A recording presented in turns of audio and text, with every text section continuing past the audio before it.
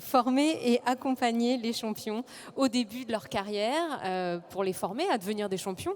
D'ailleurs, sur le plan sportif, pour les aider à monter sur le podium olympique, on en a un petit peu parlé tout à l'heure. Comment être prêt à ce moment-là, dans le corps, dans la tête, et puis ensuite former les champions à demain, à cette après-carrière, à cette reconversion. Quelle aide leur apporte-t-on? Comment on les aide à préparer cette après-carrière? Ils vont nous en parler dans quelques instants. On a un joli plateau qui va nous rejoindre maintenant. Je vais vous demander d'accueillir Thierry Dussautoir, ancien rugbyman, une victoire en Coupe d'Europe, 5 fois champion de France, élu joueur de l'année en 2011. Thierry, merci d'être avec nous. Il est accompagné de Gaël Guillem, directeur du laboratoire Sport, Expertise et Performance de l'INSEP. Merci d'être là. Yann Cuchera, qui représente la ville de Lyon, adjoint au sport, en charge des événements également. On remercie d'ailleurs la ville de Lyon d'accueillir ce premier festival Sport Unitech. Yann qui est aussi directeur du haut niveau à la Fédération française de gymnastique. Nous accueillons Sophie Dominjon, présidente de DECRA France. Philippe Gonigam, qui est président de l'Union des sportifs professionnels et de haut niveau. Et enfin, une autre athlète, Chloé Trespech, athlète SNCF, championne de snowboard, qui a participé aux Jeux Olympiques de Sochi notamment, et qui est revenue avec une médaille. Chloé, bien sûr. Alors on l'a dit, on va parler de la formation tout au long de la carrière de sportif et puis la carrière d'après. Mais on va parler du sport tout d'abord avec vous, Gaël Guillem, la formation de nos sportifs à l'INSEP notamment. Hein, vous dirigez le laboratoire Sport, Expertise et Performance. Quand ils sont à l'INSEP, ces champions, ils ont déjà un certain niveau. Hein, ils ont déjà franchi un certain palier. Du coup, quel rôle vous jouez, vous, à leur côté? Le rôle, c'est quoi? De leur faire gagner le petit quelque chose qui va leur permettre de gagner une médaille? Oui, bonjour Gaël, bonjour à tous. Effectivement, notre rôle, c'est un peu ça. Déjà, à l'INSEP, l'Institut national du sport, notre rôle, c'est de créer les conditions d'émergence de la performance, mais aussi de les accompagner dans leur projet de vie, la suite, la reconversion. Je crois qu'on va en parler aussi un petit peu cet après-midi. Et puis, effectivement, en tant que scientifique, c'est évidemment pas nous qui créons la performance, mais l'idée de notre accompagnement, c'est d'optimiser tout un tas de secteurs pour aller gagner des petites parts de performance qui, additionnées, leur permettent de passer de qualifiés pour les Jeux, finalistes, éventuellement médaillés, voire champion olympique. C'est l'objectif ultime. Alors un exemple, on prend un exemple d'un athlète, celui que vous voulez, comment vous l'aidez, qu'est-ce que vous faites avec lui dans le détail, hein, c'est presque de la dentelle qu'on fait dans ces moments-là. Oui, alors l'objectif, c'est d'abord de comprendre quels sont les déterminants de la performance dans son activité et de pouvoir optimiser dans certains secteurs. Ça peut être le matériel, ça peut être son environnement, comment l'organisation autour de lui fonctionne, son encadrement, sa vie de famille parfois, son hygiène de vie, la nutrition, la récupération, le sommeil, jusqu'à l'entraînement. Et donc en fait, on a une espèce de tamis comme ça, des organisations jusqu'à optimiser comment fonctionnent ses muscles et ses tendons. Voilà, donc c'est différentes échelles comme ça, on essaye d'intervenir. On essaye de comprendre pour optimiser dans un second temps. Alors comprendre pour optimiser, comprendre aussi pour éviter la blessure. On fait de la prévention de la blessure pour ces sportifs de haut niveau aussi. Alors, c'est l'objectif ultime. La grosse difficulté lorsqu'on s'attaque à la blessure, j'ai des grands champions autour de moi, ils y ont été confrontés, on n'a pas forcément la solution. Par contre, essayer de comprendre quel est leur profil individuel sur tous les aspects que j'ai évoqués pour trouver des secteurs dans lesquels il y a peut-être des failles. Je ne dis pas forcément que ça va contribuer à la prévention, qu'on va réduire ce risque de blessure, parce que c'est très difficile d'arriver à ce résultat. Mais en connaissant mieux nos sportifs, on peut tenter d'essayer de réduire ce niveau de risque, et c'est ce qu'on essaye de mettre en place. Dans vos domaines d'expertise, cette science-là qui est poussée à l'extrême, est-ce que la France est en avance ou est-ce que on doit s'inspirer de ce qui se fait un peu ailleurs, notamment, pourquoi pas en Grande-Bretagne par exemple? Alors, tout est relatif. Effectivement, la Grande-Bretagne est un exemple qui est cité. Mon point de vue, qui ne vaut que ce qu'il vaut, c'est qu'on a des expertises relativement riches en France dans tous les secteurs médicaux, préparation mentale, physique, scientifique. Ce qui nous manquait, je pense, jusqu'à présent, c'était une organisation, quelque chose qui nous reliait. Aujourd'hui, on se retrouve industriel, scientifique. On voit bien qu'il y a un élan là, qui se crée avec les Jeux, et je suis convaincu que ça va être favorable à ces organisations pour créer ces synergies qui manquent peut-être encore aujourd'hui. Donc, l'Angleterre, le Royaume-Uni s'y est mis 22 ans avant les Jeux de Londres. Nous, on a initié un mouvement avec l'obtention des Jeux.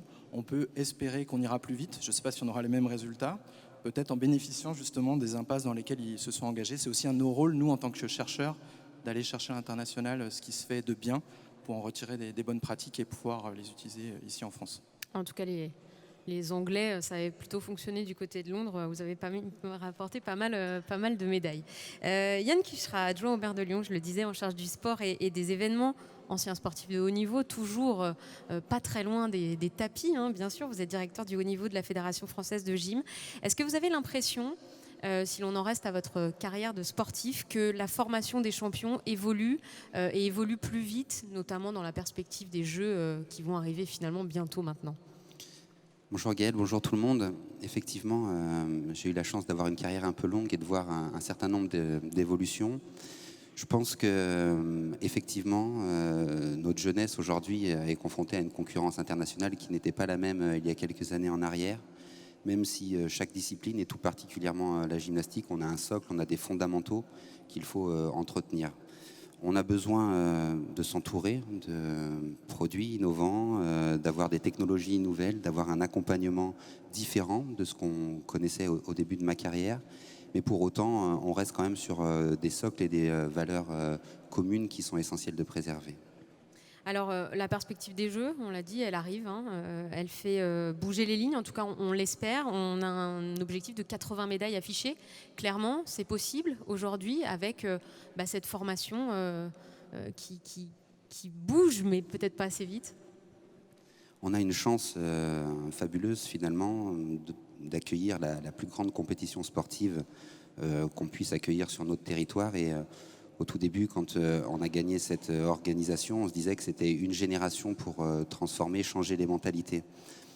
Je le vois à la fois de mon expérience de sportif, mais également de mon expérience d'élu ici à la ville de Lyon. On a encore du mal à être dans une société où la culture du sport fait partie prégnante de nos modes de vie, de notre quotidien. Je crois que cette formidable opportunité, on va réussir si chacun à notre niveau, on joue notre part. Et on essaye ici à Lyon de bouger les choses, notamment avec nos enfants. On pense que tout se joue à l'école. On travaille sur des produits, des concepts innovants dans les cours de récréation pour inciter finalement les uns et les autres à se mettre en mouvement de manière naturelle, à changer les lignes, à changer les codes pour bouleverser un peu les mentalités. Et je crois que d'avoir ce type de compétition, que ce soit dans le système éducatif avec nos enfants, que ce soit avec notre tissu associatif, que ce soit avec les grands sportifs qui nous entourent ou les entreprises qui s'emparent du sujet, on a un formidable challenge à relever. Et pas uniquement d'atteindre 80 médailles avec les Jeux d'hiver, certainement qu'on peut y arriver, mais sur une Olympiade d'été, ça risque d'être compliqué. Mais par contre, qu'il y ait un véritable héritage après ces Jeux Olympiques, finalement on construise une société de sportifs, une nation sportive après les Jeux de 2024, ça c'est un vrai enjeu. Je voudrais qu'on évoque ensemble aussi le fameux double projet, parce que il y a la carrière des sportifs, il y a les médailles, mais il y a aussi l'après, et parfois l'après vient plus vite qu'on l'avait imaginé. Dans la réalité du quotidien d'un sportif, est-ce que vraiment, Yann, on a le temps, on nous laisse le temps de penser à l'après? C'est difficile, très clairement, quand on est un sportif de haut niveau, on s'investit dans un projet qui nous accapare tout notre temps. En gymnastique, c'est entre 30 et 40 heures d'entraînement par semaine, c'est 2 entraînements par jour. On coupe jamais, il n'y a jamais de vacances finalement. Donc évidemment que notre vie ne s'arrête pas à ce qui va se passer pendant notre carrière de sportif, et surtout qu'elle peut vite basculer du mauvais côté d'un moment à l'autre. Dans un sport amateur, c'est encore plus important de se soucier de l'après.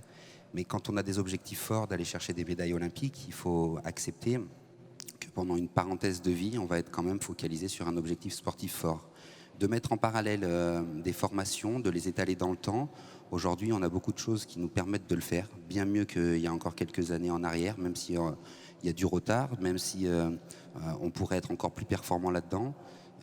Il est essentiel de se préparer pour ces objectifs sportifs, mais d'anticiper la reconversion. Quand on est directeur du haut niveau, ça fait partie des missions aussi de se dire tiens, mes champions là, je vais les emmener aux médailles, mais il faut quand même que je les prépare un peu pour la suite. Oui, parce que Gaël, tu parles de double projet, mais je pense qu'on parle de projet de vie. L'idée, c'est qu'à la fin de la carrière, moi, mes gyms, qu'ils aient été champions olympiques, simplement membres d'une équipe nationale ou simplement en pôle France ou en pôle espoir, c'est que ce soit des individus accomplis, qu'ils aient un souvenir heureux de leur carrière de sportif. Donc, il faut que je les accompagne pour qu'à la fin, ils aient envie de parler de la gymnastique et que ce soit quelque chose qui révèle un moment de plaisir pour eux. Donc on est dans la performance au quotidien, c'est évident. Moi à l'époque, je mangeais gym, je dormais gym, je respirais gym, plus rien n'existait autour de la gymnastique, mais je me souciais de l'après. J'ai fait des formations avec l'INSEP notamment. Aidé par l'INSEP, aidé par la fédération, aidé par un entourage, la famille, tout ça? Tout cela, effectivement. On n'est jamais tout seul finalement pour construire sa carrière d'athlète et sa reconversion. Et on a la chance quand on est sportif d'avoir des gens autour de nous qui vont nous accompagner et qui vont prendre en main, si j'ose dire, un peu notre formation post-sportif. Alors ça ne marche pas tout le temps, mais à chaque fois qu'il y a quelqu'un qui est investi, à chaque fois qu'il y a quelqu'un qui est dans son projet sportif, il ne peut pas occulter ce qui se passe à côté. Et je trouve, et même mon expérience personnelle, j'ai jamais été aussi performant que quand j'avais un autre projet à côté de ma carrière d'athlète. Et quand j'étais focalisé que sur l'objectif sportif, il y avait un enjeu tellement fort souvent que je passais à côté de mes compétitions. Et c'est ce que j'essaye de transmettre à mes athlètes aujourd'hui. Chloé, ça vous parle ça? Est-ce qu'on est plus fort quand on n'a pas que ça dans la tête? Est-ce que quand on n'a pas que le snowboard dans la tête, on réussit mieux? Bonjour à tous. Oui, ça me parle beaucoup parce que donc, je fais partie du dispositif Athlète SNCF, qui est un dispositif qui accompagne les sportifs issus de sports non professionnels. Donc pour moi, c'est le snowboard cross, mais pourtant, je m'entraîne autant que tous les autres sportifs professionnels. Donc j'avais besoin vraiment d'une entreprise qui me soutenait et qui me permettait de faire ce double projet. Donc j'ai un pied dans l'entreprise à la SNCF, j'apprends un métier et à la fois mon planning est complètement aménagé par rapport à mes entraînements.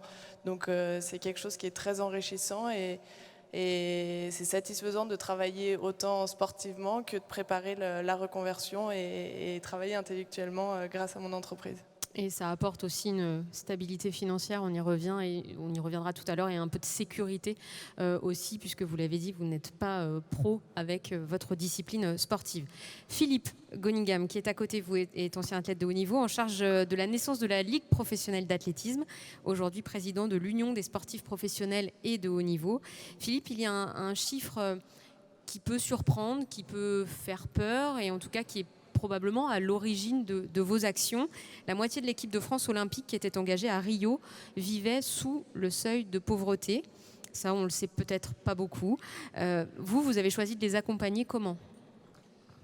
Alors juste une précision, notre organisation, l'Union nationale des sportifs de haut niveau, est une organisation qui travaille auprès des institutions et qui est le porte-parole des sportifs dans les disciplines individuelles. Alors, comment on les accompagne ? L'idée d'abord est de positionner l'activité sportive comme un métier à part entière. Vous parliez de double projet et de reconversion. Nous considérons aujourd'hui que ceux qui sont embarqués sur ce projet d'excellence sont d'abord sur une première activité principale, leur sport, une première préoccupation qui est la performance et la réussite, et notamment pour 2024, et qu'à partir de là, ça doit s'encadrer comme un vrai métier. Ainsi, donc, si on considère que c'est un métier, il faut qu'il y ait un statut, qu'il y ait également un parcours de formation. Cette formation qui existe aujourd'hui, qui a été mise en place par notre organisation et qui est un diplôme universitaire de management d'une carrière de sportif professionnel, qui consacre l'ensemble des compétences nécessaires à la pratique d'une activité à haut niveau. Parce qu'en dehors du geste sportif, le sportif doit maîtriser sa communication, doit maîtriser les relations qu'il peut avoir avec la presse, il doit maîtriser la partie contractuelle, le droit appliqué au sport professionnel, il a des partenaires et des sponsors, il doit maîtriser sa gestion patrimoniale, l'anglais, etc. Donc, partant de ce principe, on n'est plus dans une logique de reconversion, mais bien dans une transition professionnelle qui est celle de passer d'un métier à un autre métier. Et ça, dans l'entreprise, on sait très bien faire. Et l'idée, c'est de l'appliquer au monde du sport, qui aujourd'hui parle de reconversion, qui correspond très clairement à recommencer quelque chose, alors qu'on est en mesure d'amener l'ensemble des compétences qui ont été développées dans les pratiques et les transférer sur d'autres métiers et d'autres activités. Donc c'est vraiment ce lien qui est important à fabriquer. Deuxième point, c'est d'optimiser la performance. On est là pour fabriquer ce beau projet, et donc avec la société DEKRA, spécialiste leader mondial dans le cadre de l'évaluation et la prévention des risques, nous avons travaillé sur un sujet qui nous tient à cœur, parce que notre organisation a vocation à protéger les sportifs. Quand on parle de passer de 42 médailles à 80 médailles, vous imaginez qu'il va y avoir une intensification des préparations en volume, en intensité. La concurrence, donc, sur le plan international, est dense. Donc fatalement, on a quand même au milieu de tout cela les sportifs. Et notre volonté, c'est d'imaginer, alors tout à l'heure, on évoquait la blessure, le risque, et il est évident, on est sur des activités à risque, mais pas uniquement sur le plan physique. Les risques aujourd'hui sont multiples. On peut être sous un risque socio-professionnel, psychosociaux, un risque juridique, fiscal, etc. Donc il y a une multitude de risques. Donc tout, on va dire, les satellites qui, si sont en difficulté, va amener à de la contre-performance. Et notre pari avec DEKRA, c'est de pouvoir maîtriser, voire diminuer l'ensemble des risques pour augmenter la chance de réussite. Sans oublier effectivement qu'il n'y a que 4% des sportifs de haut niveau qui atteindront l'équipe de France olympique. On va écouter l'avis de Sophie Dominjon, présidente de DEKRA, avec qui vous travaillez, donc DEKRA, société spécialisée en identification et prévention des risques. Vous avez mis au point une méthodologie de prévention des risques adaptée aux sportifs de haut niveau. Alors concrètement, comment cela se traduit et à quoi cela va servir ? Alors, quand on a été impliqué dans ce projet, c'était la rencontre en fait d'une problématique. Et puis nous, notre expertise étant dans la prévention des risques professionnels, humains, environnementaux et techniques, on s'est dit qu'il y avait quelque chose à faire sur un focus sportif de haut niveau qui en effet n'ont pas un environnement, puisque nous, notre métier est d'aller améliorer l'environnement des professionnels. Et donc on a mis en place, on a discuté, on a décidé de mettre en place une démarche aux mains de diagnostic des sportifs de haut niveau, à peu près 15 000 sportifs de haut niveau, et de les auditionner, en tous les cas de mettre en place un questionnaire qui permet en fait de balayer tout l'environnement et l'écosystème du sportif de haut niveau, pas uniquement dans sa pratique et dans sa performance, mais de la détection jusqu'à la reconversion, et de voir si on peut détecter en tous les cas des zones de faiblesse et des zones à risque. Voilà, donc on va essayer à travers cet outil de mettre en place une première cartographie de la situation des sportifs de haut niveau en France, de manière en fait à la fin faire des benchmarks par discipline et par catégorie d'âge, et de permettre en fait d'amener un premier diagnostic aux fédérations. Comment cette méthodologie-là que vous développez, elle est perçue par le monde du sport, justement ? Alors déjà, les premiers contacts qu'on a pris sont très intéressés, parce que comme c'est une démarche globale, pas uniquement sur la pratique du sport, mais sur, je vous l'ai dit, de la détection à la reconversion, ça permet en effet de détecter et d'avoir ce benchmark et d'arriver vers les fédérations, les clubs professionnels, et de leur dire, voilà, on a aujourd'hui, si on vous étalonne un petit peu sur les pratiques des différents environnements des sportifs de haut niveau, eh bien, on a un moyen en fait de les faire progresser et d'accompagner le développement et la maîtrise des risques dans le futur. Donc il y a à peu près une bonne réception, mais on est au début, c'est-à-dire que l'outil n'est pas encore disponible, il va arriver là dans les semaines qui viennent, et on va commencer à le communiquer. D'ailleurs, si je peux faire un appel, on cherche des testeurs. Il y a des sportifs de haut niveau qui veulent tester l'outil, donc c'est un questionnaire, à peu près 300 questions, ça prend à maximum 45 minutes, mais ça vous permet d'avoir un rapport sur l'ensemble de votre pratique, et on cherche en fait des testeurs, donc on est sur le stand DEKRA, vous pouvez venir, on sera ravis de vous faire passer le test. Chloé, ça peut être quelque chose qui pourrait vous intéresser, vous, voir les risques auxquels vous pouvez vous confronter ? Oui, c'est toujours intéressant parce que ça peut nous permettre de progresser dans notre pratique. Donc, en plus, dans le snowboard cross, on a encore plein de progrès à faire. Après, le risque, ça fait partie aussi de ce que j'aime dans mon sport. Donc voilà, mais c'est vrai de le connaître et de l'identifier, ça peut être un point fort pour l'entraînement et le quotidien. Alors, vous avez évoqué tout à l'heure votre double cursus, depuis 2017 sous contrat à la SNCF, après une très belle médaille de bronze à Sochi en 2014. Dans votre cas, qui est-ce qui a fait la démarche vers la SNCF? C'est vous, c'est votre fédération, c'est l'entreprise qui est venue chercher des talents parmi les sportifs? C'est les fédérations qui proposent des athlètes à la fois et c'est aussi les entreprises qui viennent. Donc, en l'occurrence, moi, c'est la SNCF qui m'a repéré et donc j'ai pu intégrer cette équipe qui est une formidable équipe d'ailleurs parce qu'on est 30 sportifs paralympiques, olympiques, été, hiver. Donc, en fait, c'est vraiment très enrichissant d'avoir cette famille de sportifs qui est hyper différentes et à la fois voilà, on peut s'inspirer des autres pour aussi progresser dans sa pratique personnelle. Donc c'est vraiment une force au quotidien de faire partie de cette équipe. Alors une ouverture, un esprit d'équipe pour vous qui êtes en sport individuel et aussi une certaine sécurité au cas où quand même. Sécurité Exactement. Financière, sécurité pécuniaire. Exactement. En l'occurrence, j'ai été pas mal blessée. Je me suis fait une rupture des ligaments de la cheville en 2018. Et le fait d'avoir mon entreprise qui a couvert cet accident à l'entraînement et qui m'a permis de vraiment uniquement me concentrer sur mon retour à la compétition, sur le retour à la performance le plus rapidement possible, eh bien c'est vraiment un soulagement au quotidien. Et en plus, c'est hyper valorisant de pouvoir travailler aussi dans l'entreprise et d'apprendre autre chose que le sport. Parce que sinon, on doit le dire, quand on est sportif de haut niveau et qu'on ne participe pas aux compétitions, on n'a pas les primes qui vont avec, on peut avoir les sponsors qui nous lâchent et donc pas de rentrée d'argent. Exactement, c'est vraiment ce contrat d'insertion professionnelle, c'est le seul contrat qui est vraiment durable. Le reste du temps, c'est des contrats d'image, donc qui sont beaucoup plus courts. Donc voilà, ça assure pas une sécurité sur le long terme et donc ça apporte pas le soulagement que j'ai avec la SNCF. On va redonner la parole à Philippe Gonigam. Philippe, ces sportifs, ces athlètes indépendants, il y a quand même un moyen de les protéger. Vous avez un exemple, notamment avec le département de la Moselle, où vous avez déjà mis des choses en place justement pour protéger ces sportifs. Oui, effectivement, dans notre première expérience sur la création de la Ligue professionnelle d'athlétisme, le schéma a été celui des sports professionnels, de fédération avec une ligue professionnelle et puis une série de meetings qui correspond à un championnat. Donc c'est le même modèle que le rugby, mais dans la division des sports individuels où les clubs peuvent héberger un sportif de haut niveau sans avoir vraiment la structure et la volonté.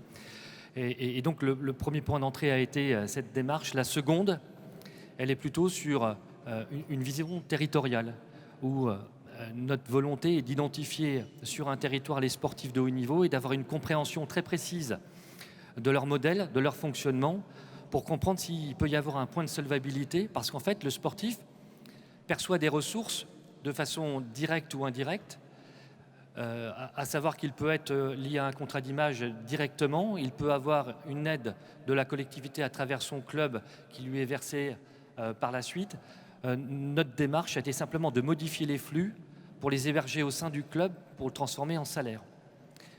Alors, pourquoi? C'est tout simplement que le contrat de travail permet d'une part de protéger le sportif en cas de blessure, il est en accident du travail, il cotise ses points retraite, et puis il est vraiment sur un vrai système de prévoyance qui permet de reconnaître le métier. Ça peut être un contrat à temps partiel, le temps de l'entraînement, du déplacement, de la compétition, et ça peut être associé à un vrai travail à temps partiel. Et donc l'entreprise qui est sollicitée ou qui peut être sollicitée joue son vrai rôle parce qu'une entreprise recrute un collaborateur, pas un sportif.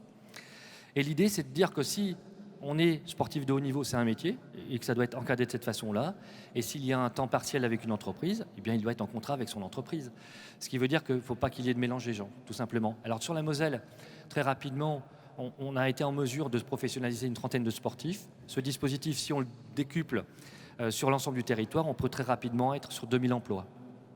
Ça, ce serait plutôt pas mal. Ça pourrait intéresser certaines femmes aussi. Alors vous, Chloé, vous avez encore un peu le temps. Vous avez 25 ans, mais à un moment, on se dit, tiens, j'ai envie de maternité, j'ai envie d'avoir un bébé. Quand on n'est pas sous contrat avec une entreprise et qu'on n'est pas un sportif pro, c'est juste impossible.